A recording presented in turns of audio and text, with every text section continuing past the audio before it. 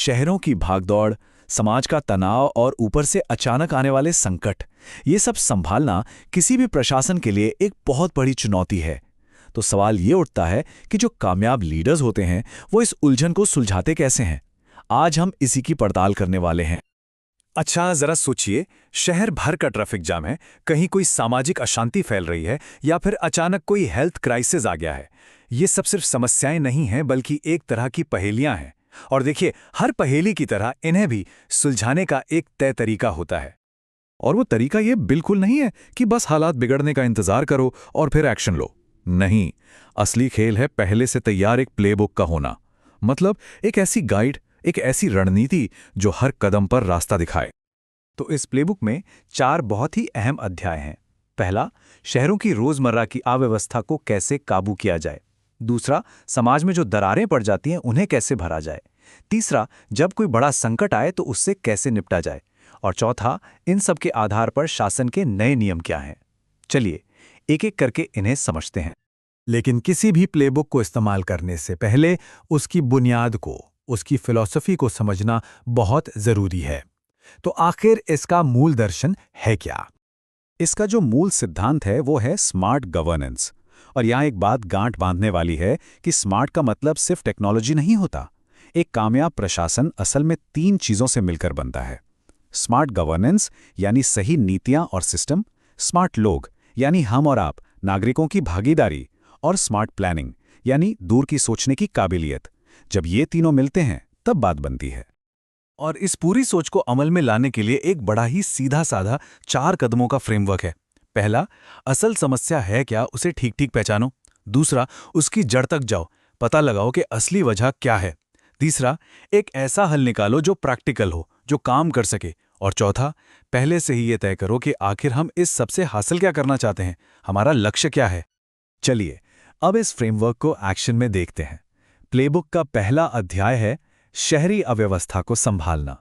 मतलब वो समस्याएं जिनसे हम सब रोजाना जूझते हैं। और शहरी समस्याओं की बात हो और ट्रैफिक जाम का जिक्र न हो, ये तो हो ही नहीं सकता। लेकिन सवाल ये है कि इसकी असली वजह क्या है। क्या बस ये कि गाड़ियां बहुत ज्यादा हो गई हैं, या कहानी कुछ और ही है?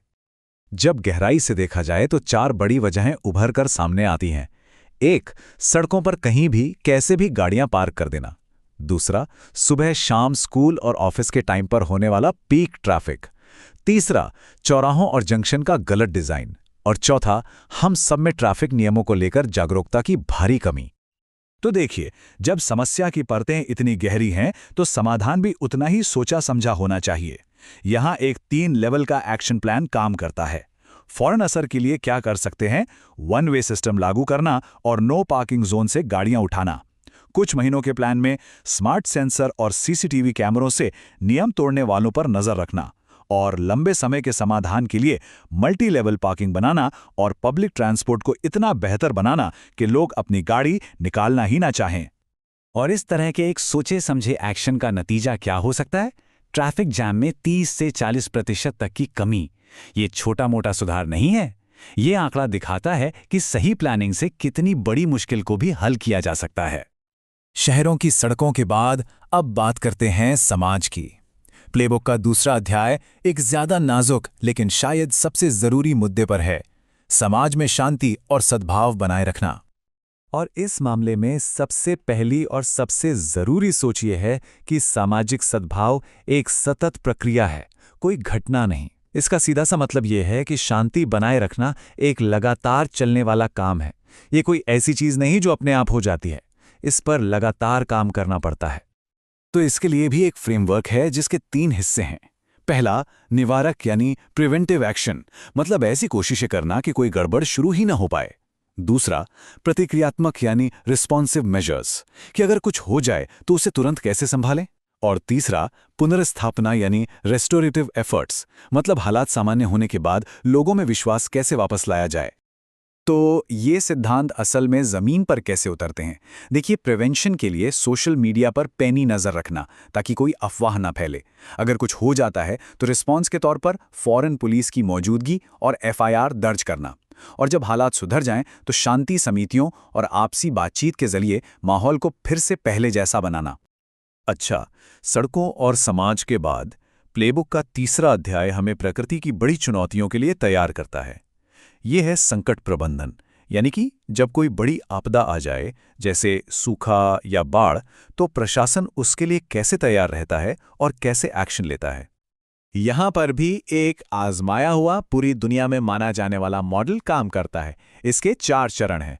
रोकथाम यानी आपदा को आने से रोकने की कोशिश करना। तैयारी मतलब अगर वो आ ही जाए तो हम कितने तैयार हैं। प्रतिक्रिया यानी आपदा के दौरान फौरन मदद पहुंचाना। और आखिर में पुनर्प्राप्ति यानी सब कुछ खत्म होने के बाद जिंदगी को वापस पटरी पर लाना। अब इसे सूखे के उदाहरण से समझते हैं तो और साफ हो जाएगा। रोकथाम के लिए क्या किया जा सकता है? पुराने तालाब और जोहड़ जैसे पानी के स्रोतों को फिर से जिंदा करना। तैयारी का मतलब है पहले से ही ये पता लगाना कि कौन से इलाके सबसे ज्यादा प्रभावित हो सकते हैं, उनके नक्शे बनाना। जब संकट आ ही जाए तो प्रतिक्रिया के तौर पर जीपीएस लगे पानी के टैंकरों को भेजना ताकि मदद सही जगह और सही समय पर पहुंचे। और आखिर में रिकवरी के लिए किसानों को ऐसी फसलें उगाने के लिए प्रोत्साहित करना जिन पर सूखे का कम असर हो। तो ट्रैफिक, सामाजिक तनाव और प्राकृतिक आपदा, इन तीनों अध्यायों को देखने के बाद एक बात तो बिल्कुल साफ है कि गवर्नेंस यानी शासन करने के तौर तरीके अब बदल रहे हैं। तो सवाल है, क्या हैं ये नए नियम? सबसे बड़ा बदलाव सोच में है। अब शासन का मॉडल रिएक्टिव से प्रोएक्टिव हो रहा है। आसान भाषा में कहें तो आग लगने पर कुआं खोदने की बजाय अब आग लगने ही ना देने की तैयारी पर जोर है। यही है पुरानी और नई सोच का सबसे बड़ा फर्क। और इस नई प्रोएक्टिव सोच को ताकत कौन देता है? ये एक लाइन इस पूरी चर्चा का सार है। टेक्नोलॉजी अब कोई लग्जरी या विलासिता नहीं है, ये आधुनिक प्रशासन की रीढ़ की हड्डी है। मतलब टेक्नोलॉजी सिर्फ एक टूल नहीं, बल्कि वो नींव है जिस पर भविष्य का पूरा शासन टिका होगा। और यही सोच हमें ये देखने पर मजबूर करती है कि आने वाला कल कितना अलग और कितना बेहतर हो सकता है।